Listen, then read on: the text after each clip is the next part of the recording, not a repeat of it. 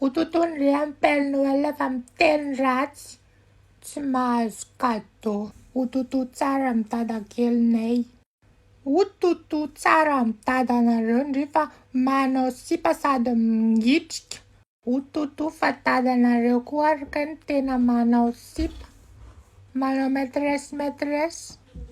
Ototo fa tsy manao masika nefa ny Covid mamono olona. Ototo fa mody lazainy fa lanin'ny akoho tao anaty vilany tao le petit pois. Akoho sy petit pois fa tsisy petit pois. Ohatran'ny hoe jiro sy rano malagasy fa sady tsisy jiro no tsisy rano. Lanin'ny jiro ny rano dia lanin'ny rano ny jiro.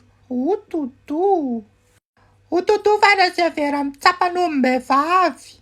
Izay fa nigadra fa nataon'ilay vehivavy ototo teto amin'ny Facebook teto.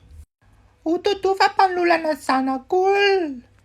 Nefa tsy migadra akory nefa efa natao ototo teny amin'ny tribonaly teny amin'ny fitsarana mihitsiny.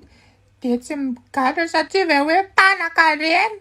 Ototo fa mpitsara tsy mahalala menatra. Ototo tsara fa le voaolana indray no mentsiny.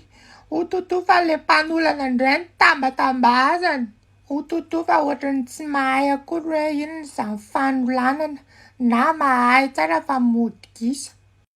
Ototo tsara amin'ny Jesosy Kristy. Mbola ho tsaraina fa mpitsara mpanao kolikoly, mpitsara mampijaly ny ory, mpitsara mahasosy. Tsy ototo izany aho fa zanga no teny ratsy akory.